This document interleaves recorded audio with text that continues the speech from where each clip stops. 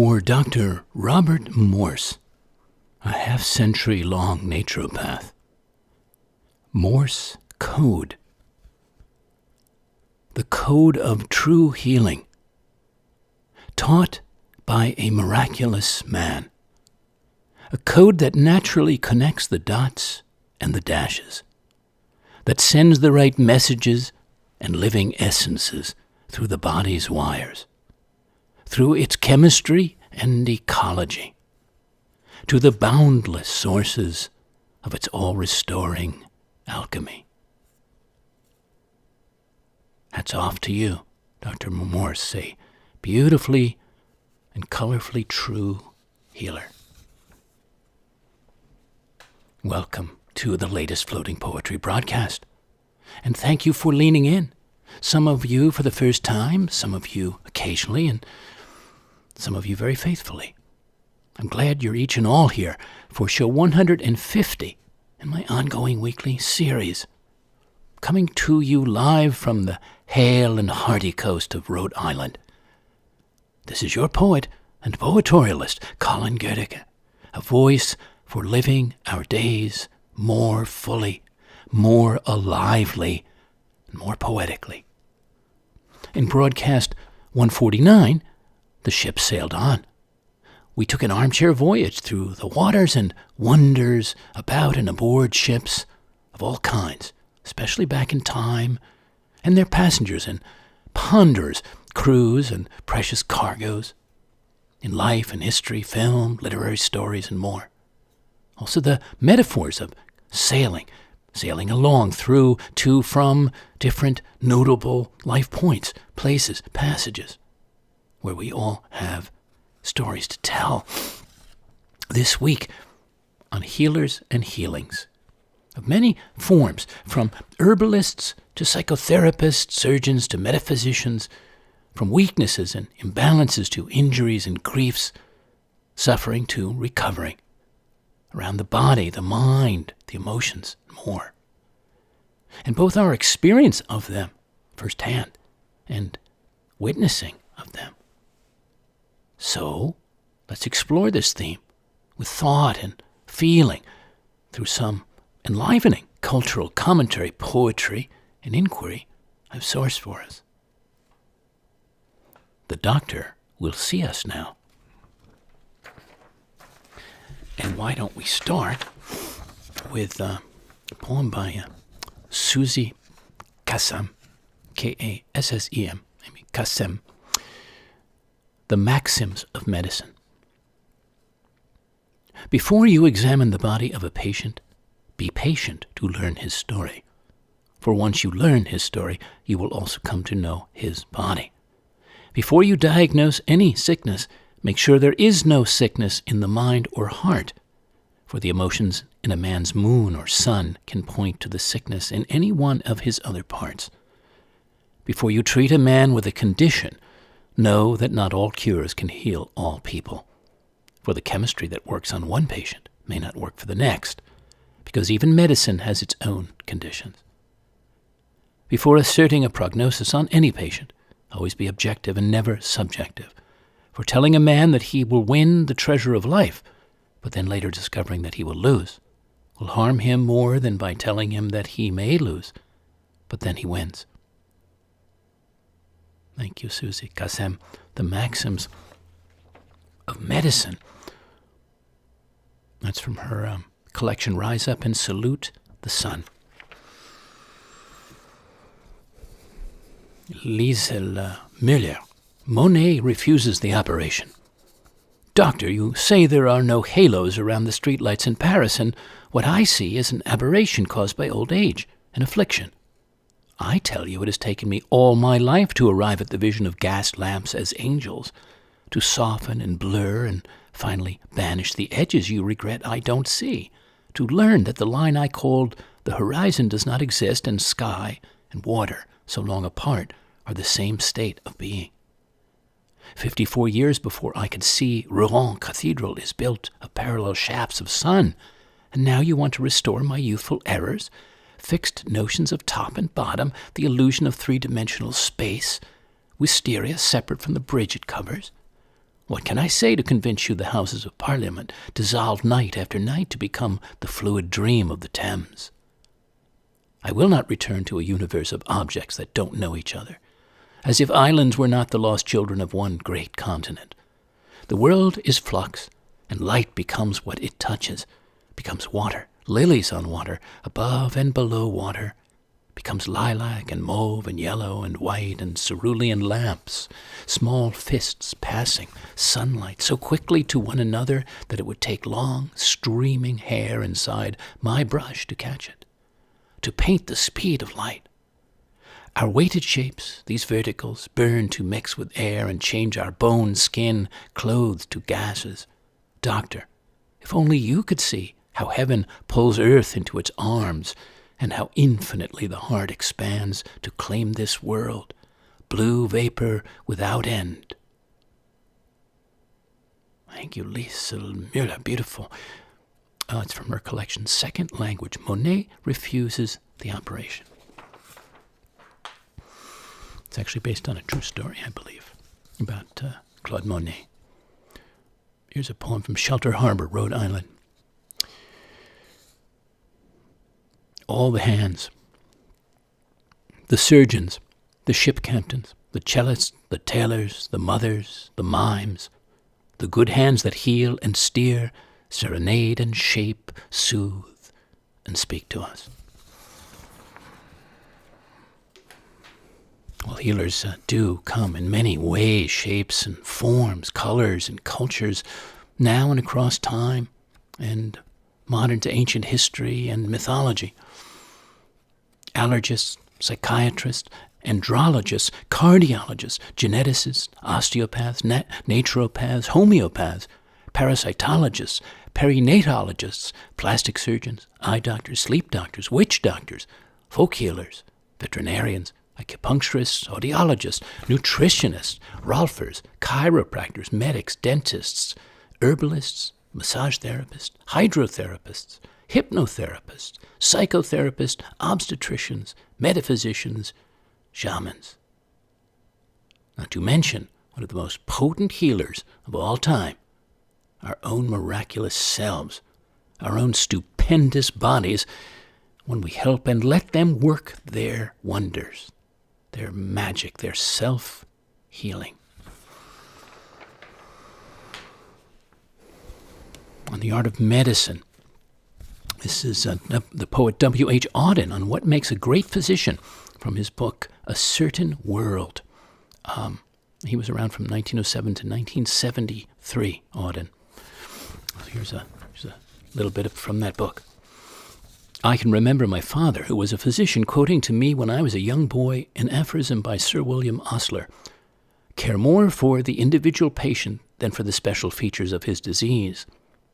In other words, a doctor, like anyone else who has to deal with human beings, each of them unique, cannot be a scientist. He is either like the surgeon, a craftsman, or like the physician and the psychologist, an artist.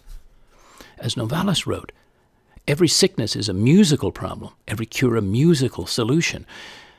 This means that in order to be a good doctor, a man must also have a good character. That is to say, whatever weaknesses and foibles he may have, he must love his fellow human beings in the concrete and desire their good before his own.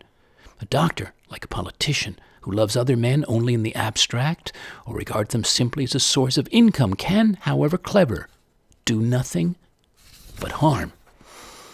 You're going to have to go beyond the clinical. Be metaphorical, be mystical, be whatever you need. W.H. Auden, A Certain World. Very interesting. Well, let me ask you some questions about healers and healing. What significant healing experiences or experience have you had in your life?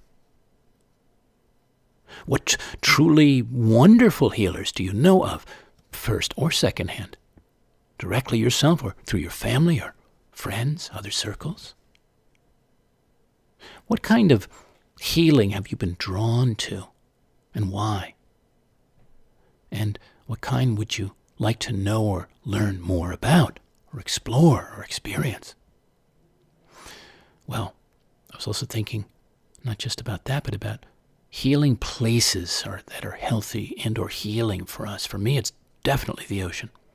I try and go there no matter what the weather, season, every day if I can. I was there today. It was quite beautiful. And happy spring to everybody as it unfolds. What's your place? What's your healthy or healing place? And if you're trying to heal or going about healing as we speak, as you hear this, what's keeping you from healing, if anything? Or is greatly helping you to heal, to get well? How much weight around healing do you give to the power of your own thoughts or your spirit? There is some social controversy and long-time conditioning, that was part of my own conditioning in the Western world at least, where certified physicians are considered more valid and valuable than, quote, alternative healers. I know that's changing, but still, there's still many people who look at the physicians as above, as godlike. Not sure that that's healthy, but that's my point of view. And, likewise, pharmaceuticals are go-tos for large numbers of people. I think the United States is the most drugged, so to speak, country on the planet by a long shot. But, many long-used and proven natural remedies, though, have always been there, no matter what the populace in general is doing. I wonder, does it really matter? And why should it matter? What kind of healer we're talking about, instead of whether they helped achieve a real healing? Does it matter? My own healing experiences over time, it was not traditional doctors that made any real difference, but non-traditional healers, from naturopaths to herbalists to acupuncturists. Extremely helpful. Have you thought much about the focus of different schools of medicine and healthcare? The Western allopathic school that aside from surgeons and ER care, which I think is extremely worthwhile, mainly focus on treating symptoms, and the naturopathic and homeopathic schools that focus on curing root issues and restoring the body to full well-being, to its best and brilliant, healthy functioning, to its self-regulating. Have you ever reflected on what a body metaphor might be for a given illness or health problem that you have or had? Like an eye problem, and maybe more simply how it might relate to your inability to see something important in your life. And, likewise, I would say the origin of a given issue and whether it might be driven or compounded by something emotional in your makeup or your response emotionally. Well, I can attest firsthand that, healing often means being vulnerable, whether we like it or not, and or less able to take care of ourselves with ease day to day during our duress. Well, what does that feel like for you, or has it felt like? Have you been able to see an illness, yours or another's, as an opportunity instead of a burden, as empowering instead of victimizing? And where can you call or believe in or promote your own powerful self-healing? And more largely, what kind of healing do you see our world, our society needing to heal our many large afflictions? Not just widespread physical, biological ills, but social and relational and spiritual and even karmic ones. And what about healing the wounds we've inflicted as cultures, as a, quote, civilization on nature, on the natural world, on Mother Earth, the living earth, the flora, the fauna, the oceans, to the skies? And do you believe there's one primary source of all healing? And if so, what is it? And how have you come to believe that? So, things I'm curious about to ask you, and feel free to pen me a note with your thoughts. Nancy Lee of Factual Interest. Parisians prescribe ice baths for uncertainty. Barometric pressure is the leading cause of tears. Each time a doctor rubs her nose, a bundle of bad news is born. Amniotic fluid rises with the stock market. The butcher uses a sharper knife for sinew than for bone. Snails without their shells die of dread before exposure. Miscarriage on Friday means you still host Sunday brunch. Fish can live on land if they just put their minds to it. To morcellate your uterus, the surgeon will use a hand blender. A seed germinates in a songbird's mouth only if the bird stops singing. Thank you, Nancy Lee. That's from her collection, What Hurts Going Down. She's new to me. I thought that was interesting, that poem, on a couple of levels. From Ohio State University, Wexner Medical Center, old-fashioned medical remedies that are still being used by pharmacist Robert Weber. He says, I have a collection of pharmacy antiques, and one of my most prized possessions is a Materia Medica, published in 1927 and containing many historical remedies. Some interesting ones include using Scotch pine needles to reduce uric acid in gout and prescribing tobacco for treating constipation. In the 1800s, it was common to find people taking cough syrup containing opium to treat coughs and cocaine for toothaches or any mouth pain. They work by suppressing cough with narcotics such as opium and the local anesthetic effect from cocaine. Well, what are some of them in here? It says that are still used today. Leeches, used for more than 3,000 years, are used in plastic surgery and after microsurgery. Penicillin, discovered in 1928. Sulfa. Aspirin, marketed since 1899 for pain relief. Nitroglycerin, first used in 1867 to treat angina. Insulin, since 1869. Morphine, derived from opium. I did not know that. It was first sold in 1827 to control pain. And Digitalis, derived from the foxglove plant and used to treat heart failure, heart rhythm problems, and pulmonary hypertension. So, interesting tidbits, I thought.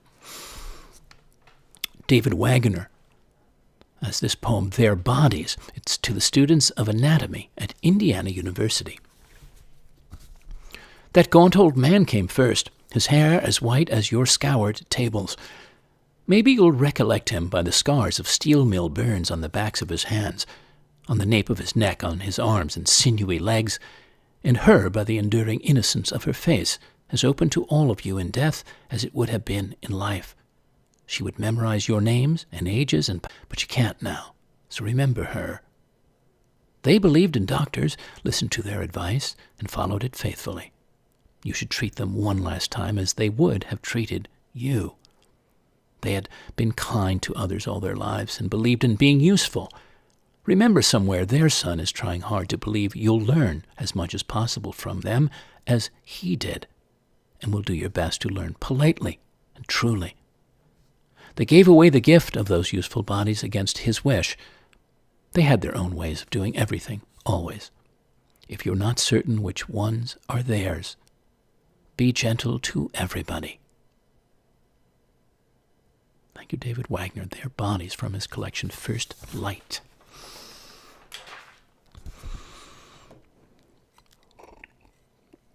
Well, as always, I'm interested in sharing with you and discovering with you as we go through all these programs, all these themes, new things, and old things and other things, and in this case, certainly cultural things.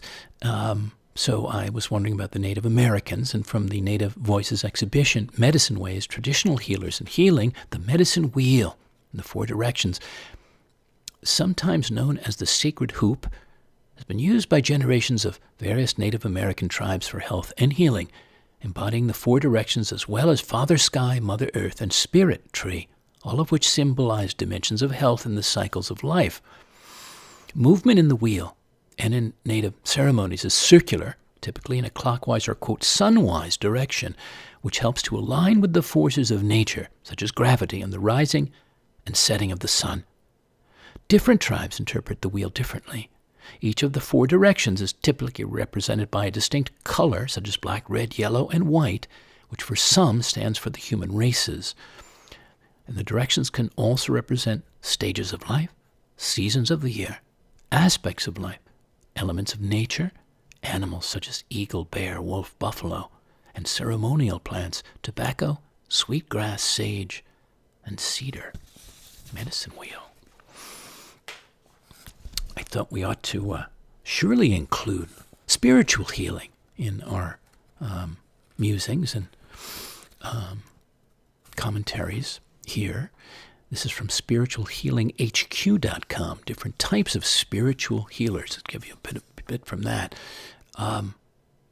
It's more about being compatible rather than belief or religion. The basis of spiritual healers is the flow of energy that originates in the spirit and is passed to the person through a healer. The role of the healer is to convert spirit energy into physical energy by causing a chemical change in an internal energy blockage. So, the human body is made up of emotion, spirit, and the mind and results in stress, and if any of these don't work in unison with the others, the healer, the client, and the spirit all need to work together to reestablish proper energy flow. It says, how do they work? It's derived from the Latin word spiritus, which in English means breath of fire. And all healers, spiritual healers, have the same brainwave frequency during a healing session, which shows that a universal biological basis exists for all types of healing abilities. They can, without disrupting a body's energy current, transmit healing energy. So there's the laying on of hands. That originated more than 15,000 years ago. And during the Middle Ages, it was called the King's Touch. It was believed to destroy evil then. Pranic healing, using the body's life force to heal the energy of the body. Reiki, you may have heard of that, derived from two Japanese words, re, God's wisdom, and ki, energy, or chi. Traditional medicines used in conjunction with this to cure somebody's illness. Quantum healing, breathing and the visualization of energy flow cause the energy levels in the body to increase. Qigong, I think that's more known now, helps to balance the lost balance in the body. It's been used for 4,000 years, made up of synchronized movements of the body together with meditation and breathing to stimulate spirituality and health. And crystal healing, where crystals and stones are used to eliminate impurities from a person's body. So there, if you don't know about some of those, they might be interesting for you to look into, if not experiment with. I also was curious about folk healers and healing, and I went to Wikipedia, as I sometimes do, and they talked about cunning folk, also known as folk healers, or wise folk, were practitioners, well, they still are, actually, certainly in Appalachia and other places, of folk medicine, magic, and divination in Europe from the Middle Ages until the 20th century. I think they're still around, even though they're saying not. Well, they had some interesting names in different countries back in time. The French was devin guérisseur, soothsayer healers. The Italian was fattucchiere, fixers, guaritori, healers, or benandanti, good walkers. The Dutch was toverdokters, magic doctors. The German Hexenmeister, herb witches. The Irish benfiesa, a woman of knowledge. The Spanish curanderos, healers. And Portuguese benzedeiros, blessers, or mulheres de virtude, women of virtue, and so on and so on. So that was kind of fun. Very spicy.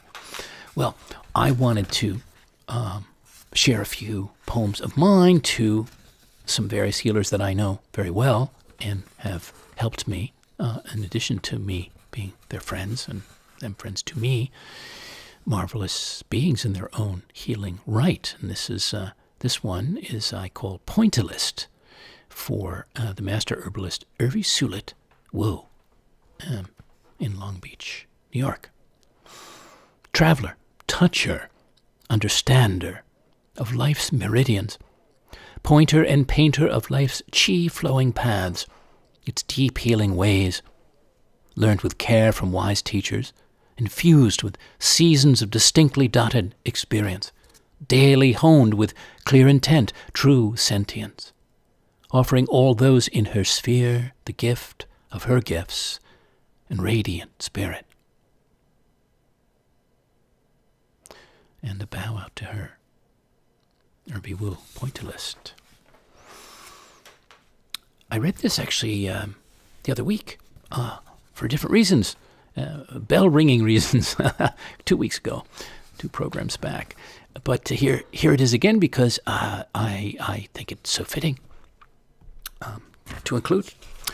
And this is for composed for an extraordinary body worker that I've worked with, and very recently worked with. I was gifted a massage the other week by her, and so I had the benefit of her deeply healing care, Takako Dart. And the title of this, she's Japanese, is Hinoi Uma, Fire Horse. And she was born in that sign in the Japanese astrology. Fire horse woman, wild-hearted woman, temple bell ringer, ritual tea maker. Uchigatana, katana wielder, cutting edge up. Child of wisdom, of wise men. Freckled woman, face speckled with sunlight, fire light, soul light. Woman of knowing hands, healing hands. Body reaching, reading, restoring hands. Flowing mane, free seeing eyes, free flying words. Bow to her. Fire horse woman. And for Dr. Joe Adler, on a serious but lightly written note, chiropractor, shaman chiropractor I call him, a limerick. This is for his 65th birthday, 2016. The doctor will free you now. There's a shaman chiro named Joe who adjusts people far more than they know. When he realigns their spines, the universe inclines to free their whole body and soul. Out to you, Joe Adler. And a regular listener who I just love that he's always leaning in, he's always waiting before the shows even go up. He's standing in the line. He's got the first seat.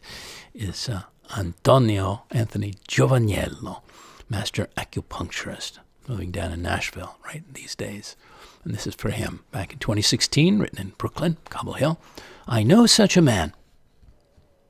Imagine a man who knows hidden places, secret sources, rippling channels, who will gladly show you cloud gates, joining valleys, a great crevice, even the abode of the fool, and a palace of hearing. A man who touches green bells, gushing springs, wind pools, and other wonders. I have met such a man, a healer, an inner listener, opener of myriad points, of miraculous paths. Out to you, Antonio. I know you're listening actually right now. So, with love to you. And gratitude, always.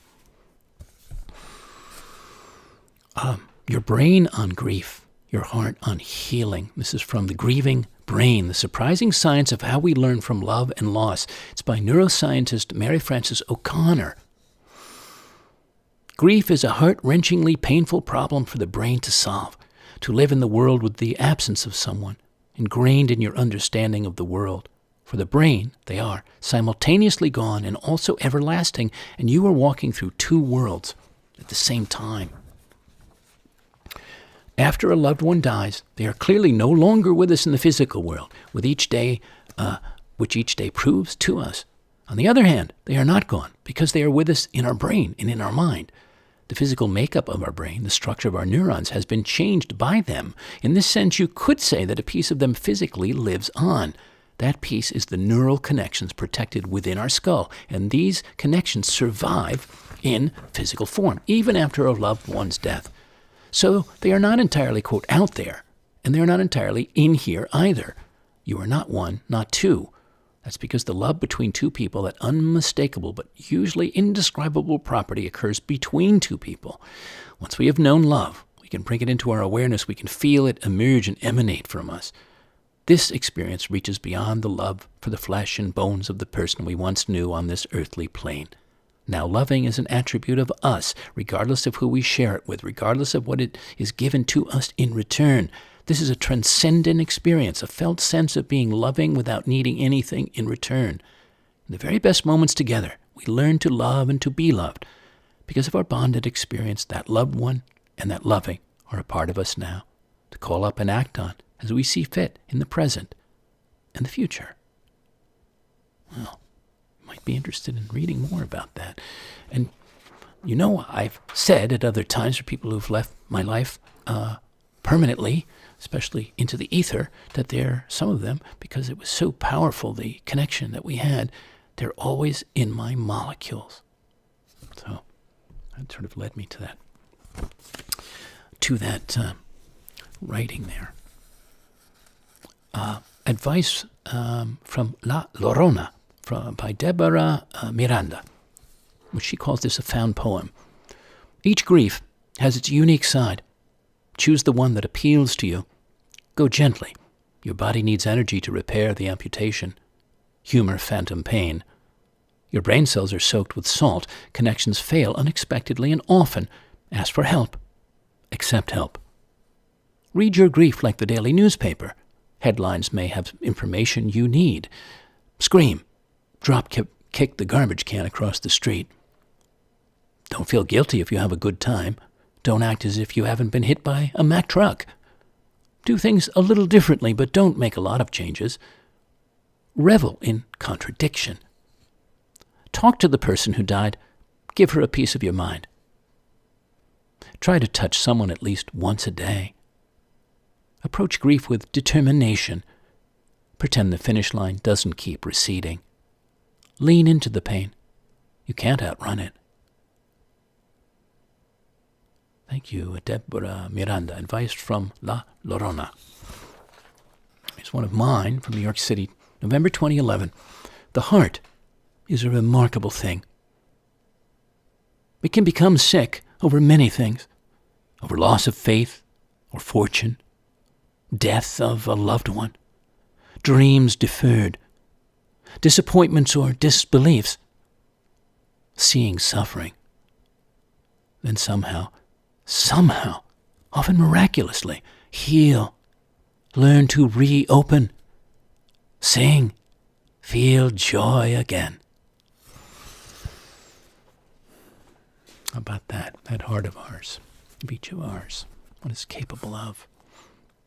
Oliver Sacks on the psychological and physiological consolations of nature, he said, in 40 years of medical practice, I have found only 2 types of non-pharmaceutical, quote, therapy to be vitally important for patients with chronic neurological diseases: music and gardens.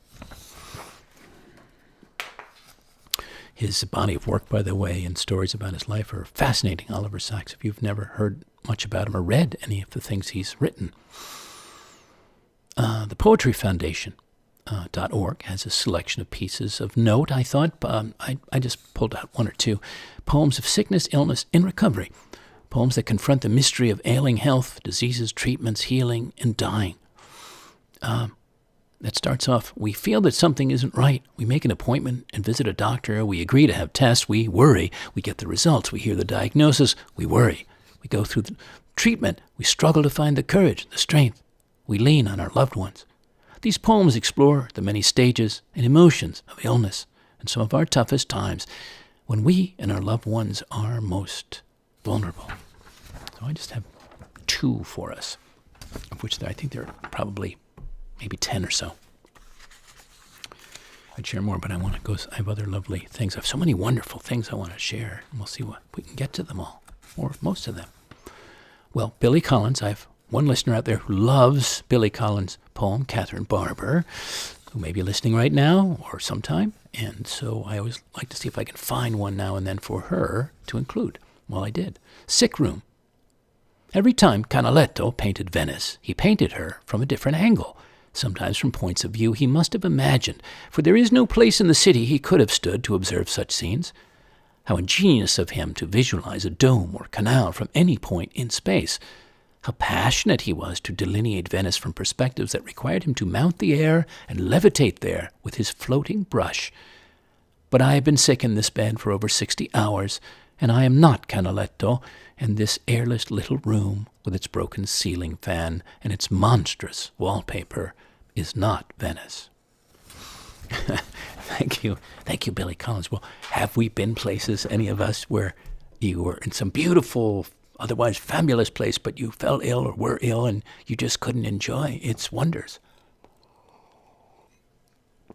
Well, there he was in a sick room in one of the most beautiful cities of all, Venezia. Karen Wood. The lilies. When I learned I might have cancer, I bought 15 white lilies. Easter was gone. The trumpets were wilted, plants crooked with roots bound in pots. I dug them into the garden, knowing they would not bloom for another year. All summer the stalks stood like ramshackle posts while I waited for results. By autumn the stalks had flopped down. More biopsies, laser incisions, the cancer in my tongue a sprawling mass. Outside the earth remained bare, rhizomes shrunken below the frost line. Spring shoots appeared in bright green skins, and lilies bloomed in July, their waxed trumpets pure white, dusting gold pollen to the ground. This year tripled in number. They are popping up again. I wait, a ceremony for the lilies to open, for the serpentine length of the garden to bloom in the shape of my tongue's scar. A white path with one end leading into brilliant air, the other down the throat's canyon, black and unforgiving. I try to imagine what could grow in such darkness. I am waiting for the lilies to open. Thank you, Karen Wood, from Markings on Earth.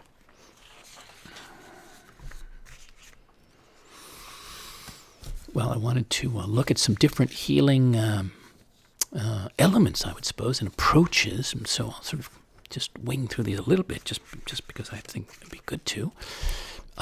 Essential oils. Yeah, well, I use them myself. Maybe you do, too, daily in my case. All different kinds depending, but juniper berry, usually every day, some clary sage and black spruce, holy basil. And they've been used for thousands of years in various cultures for medicinal and health purposes.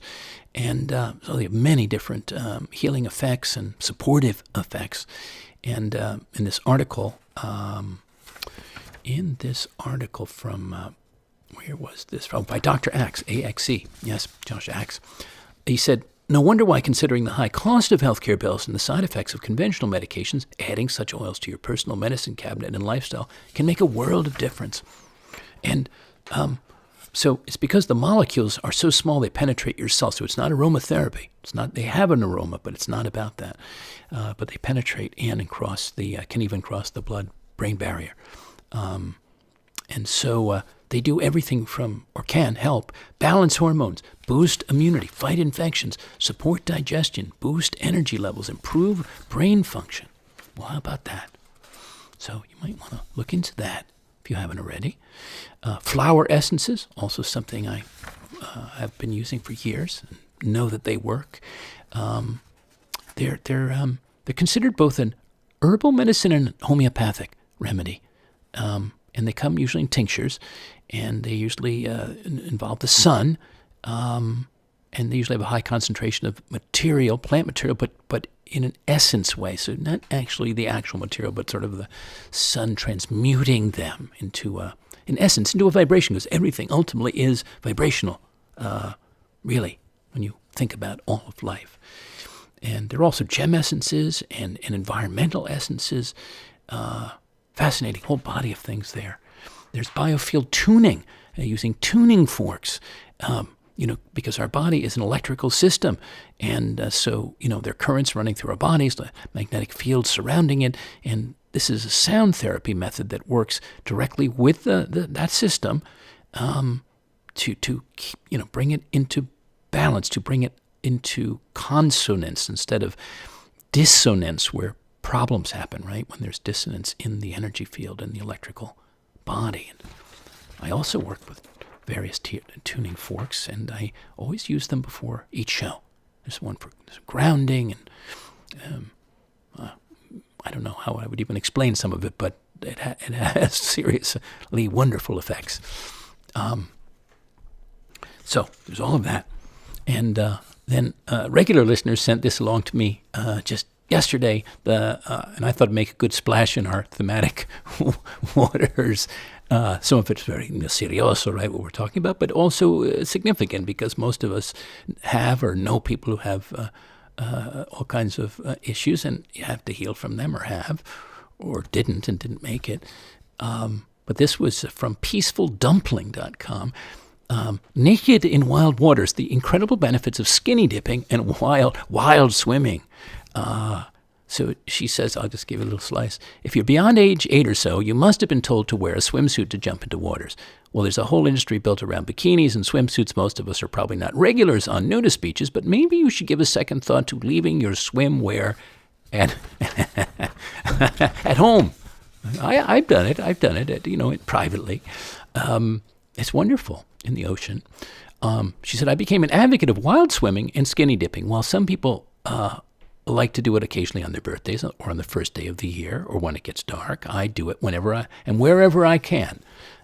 She says, I blame my love for wild swimming on the late English naturalist and filmmaker Roger Deakin, Deakin, who wrote the classic book Waterlog.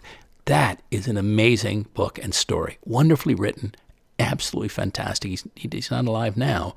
He loved breaking the rules and doing things his way, she said, which for me is the most inspiring. Above all, he loved swimming in rivers, lakes, ponds, and the sea, and the moat around the old English house he had in the country back in time. Well, she says, go out and give it a try. Go somewhere you feel safe where no one's going to stumble across you. So, dear listeners, are you ready for some skinny dipping or some wild swimming? Maybe when it gets warmer, if you're in a cold place, or if you're in a warm place, why hold back? And a friend of mine, I was talking about this program coming up, and they said, well, they're very interested in the placebos and what that's all about. So I just thought I'd have a nod to the placebo effect. This is from scientificamerican.com on the power of placebo, how our brains can heal our minds and bodies. And this is from a newer book from 2016, Suggestible You, The Curious Science of Your Brain's Ability to Deceive, Transform, and Heal. Yes, and it is by Eric Vance.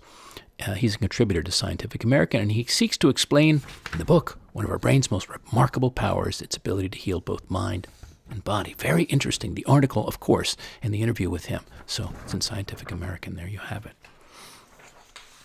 I wanted, of course, to mention Hippocrates. How could we not? One of the fathers of medicine, and the Hippocratic method and the oath, which we know about, that I hope many doctors or all doctors are living by, haven't strayed from. Maybe they have, but we don't want that. And it says, Hippocratic method in The Four Humors from thoughtco.com. When today's doctors prescribe an antibiotic to fight infection, they are trying to put the patient's body back in balance. While the drugs and medical explanation may be new, this art of equilibrium has been practiced since Hippocrates' day.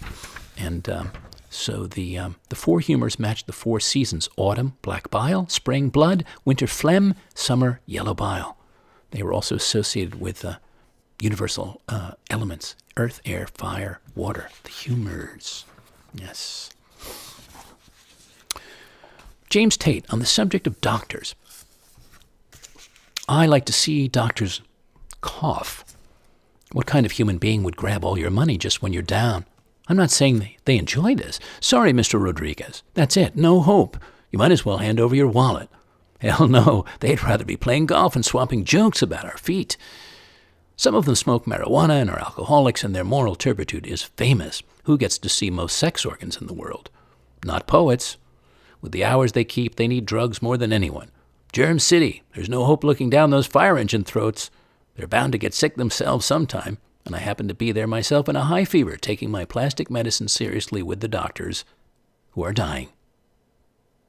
Thank you, James Tate, on the subject of doctors. That was a curious one. Here's a book that you might enjoy. It's from ancient etchings to electron microscopes, or what aspirin has to do with visualizing consciousness. It is a fascinating book, The Art of Medicine Over 2,000 Years of Images and Imagination, a visual journey into all of it, by Julie Anderson and M. Barnes and Emma Shackleton. And they say in the book, we live in and with the body, yet as many of the images here show, we need to constantly reimagine it.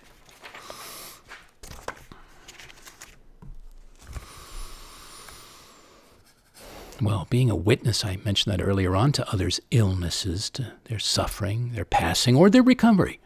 What a challenging and enlightening and altering experience that in itself can be for anyone, yes, maybe for you. This is Sharon Olds, his stillness. The doctor said to my father, "You asked me to tell you when nothing more could be done. That's what I'm telling you now." My father sat quite still, as he always did, especially not moving his eyes. I had thought he would rave if he understood he would die, wave his arms and cry out. He sat up, thin and clean in his clean gown, like a holy man. The doctor said, "There are things we can do which might give you time, but we cannot cure you." My father said, "Thank you," and he sat motionless, alone, with the dignity of a foreign leader. I sat beside him. This was my father. He had known he was mortal. I had feared they would have to tie him down. I had not remembered he had always held still and kept quiet to bear things. The liquor a way to keep still. I had not known him. My father had dignity. At the end of his life began to wake in me.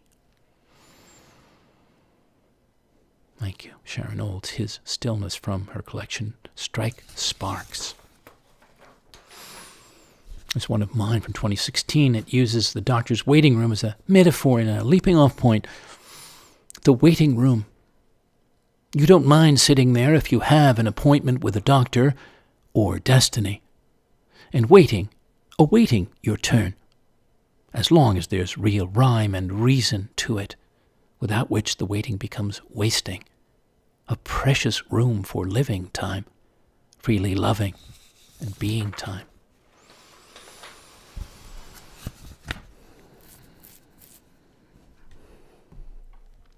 Poetry.org also had an interesting piece and set of pieces. I'll give you a little slice.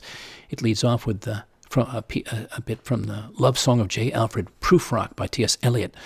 "Let us go then, you and I, when the evening is spread out against the sky, like a patient etherized upon a table." And they say no lover of imaginative writing or poetry should be surprised about the voluminous literature on doctors and diseases.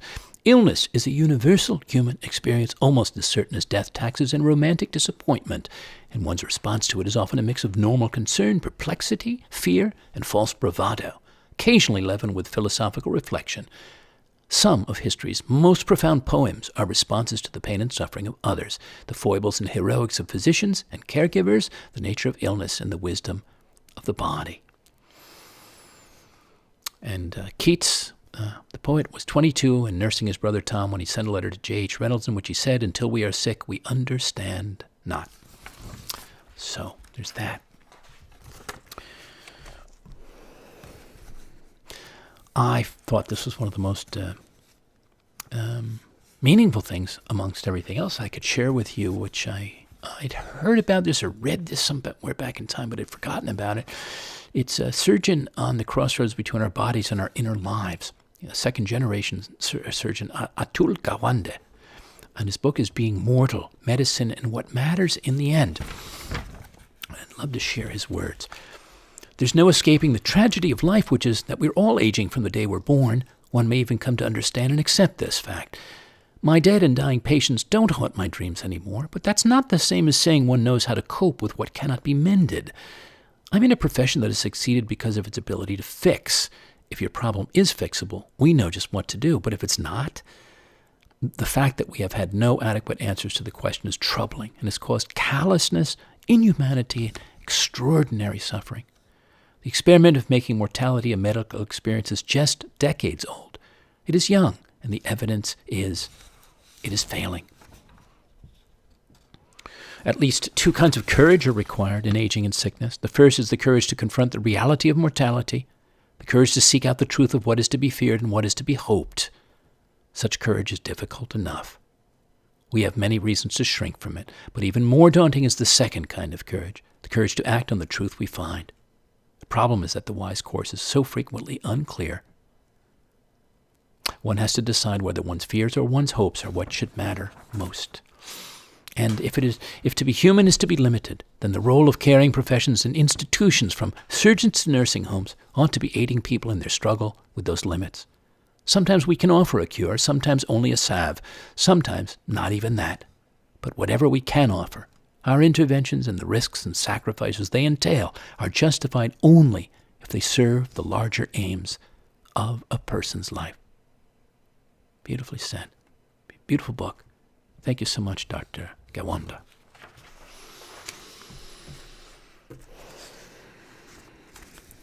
Okay, from that father, one father of others of the ancient Greek doctor Hippocrates, he said, "Let food be thy medicine, and medicine be thy food." And wherever the art of medicine is loved, there is also a love of humanity. And as we come into our last handful of sharings and musings, friends, Walt Whitman, on the most important priority in healing the body and the soul. There is something in personal love, he said, caresses and the magnetic flood of sympathy, and friendship that does in its way more good than all the medicine in the world.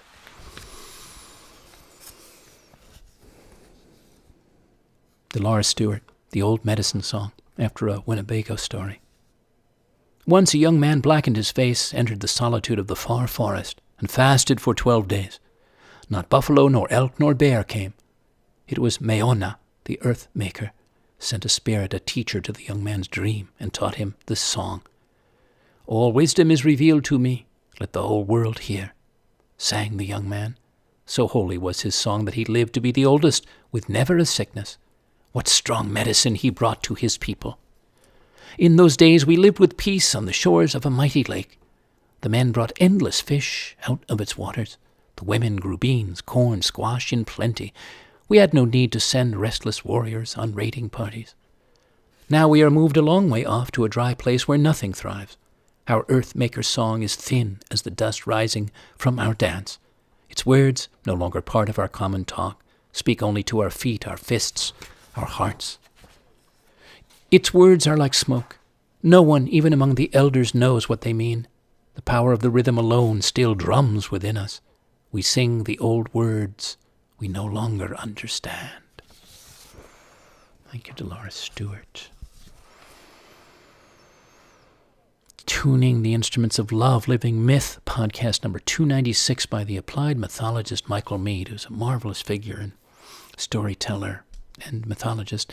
And in that episode, he considers that when the world seems to be falling apart and life seems increasingly polarized, it becomes necessary to tune to the inner voice that is secretly connected to the pulse of nature as well as to the realm of the divine.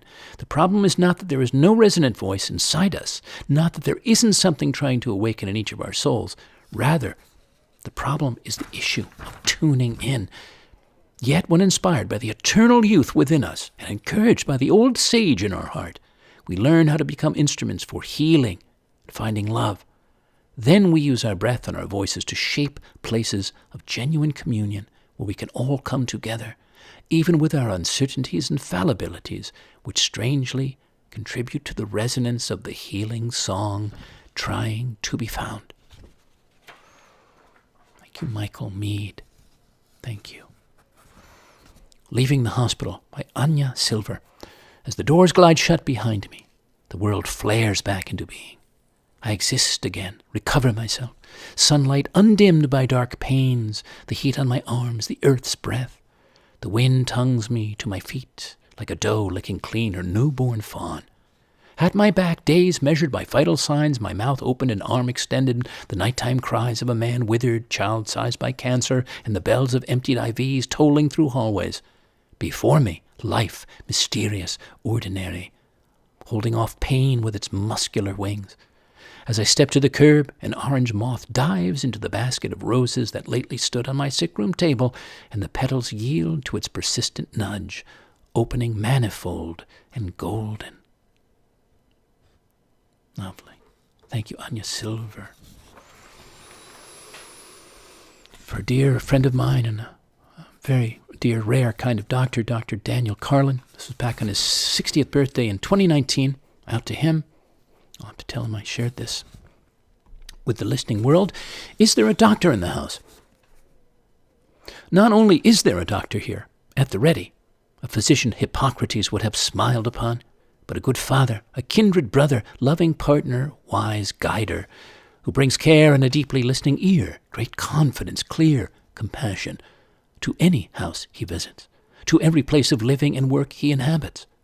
There's a modern model, an essential medicine man who understands healing and well-being are a matter of heart, mind, and body, art and science, the physical, lyrical, and metaphysical, who, while ever learning, ever branching, knows their interweaving natures and how to navigate and nurture them, adventure through them, each and all, in himself and the others, the grateful others throughout the house of this world he has touched and daily touches. Is there a doctor in the house?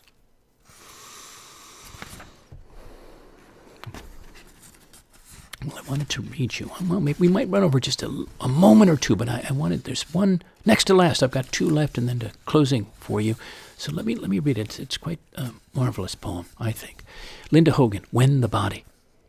When the body wishes to speak, she will reach into the night and pull back the rapture of this growing root, which has little faith in the other planets of the universe, knowing only one by the bulbs of the feet, their branching of toes.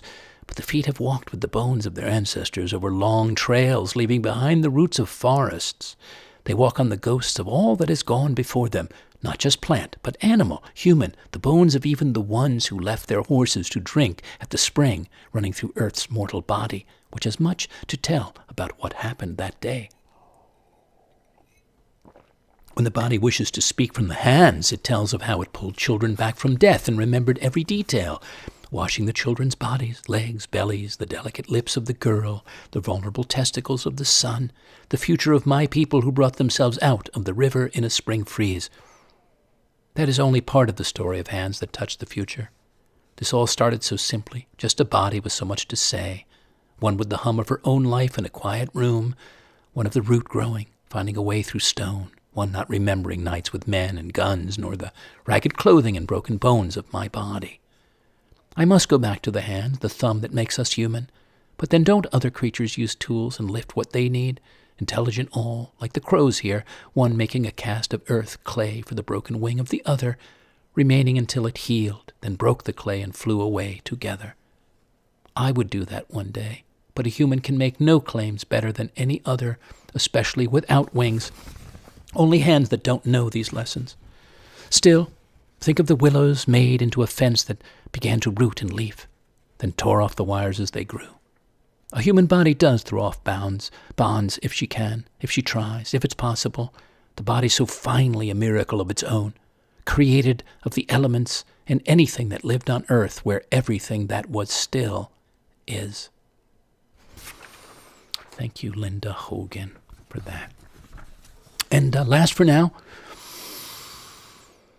an invocation for your healing, if you are healing or seeking to heal or are ill or suffering, or for someone you love or care for who is in such a state, an invocation for you or them. Now allow this body, laid low, to move to its spirit level, to rise to its summit level, perfectly plumb with the earth, perfectly plumb with the heavens.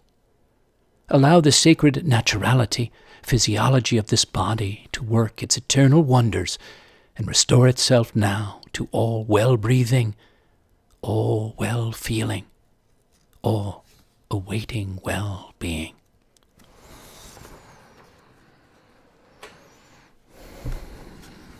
Thank you again for leaning in, feeling in, and maybe healing in somewhat. And for sharing these shows with others. Feel free to post show or playlist links to your social media. Always happy to grow the listenership. I also welcome and greatly appreciate those who send along comments, reflections, affirmations. And likewise those of you who send donations to me to say thanks or help support this work I do to engage, enliven, and illuminate you and others.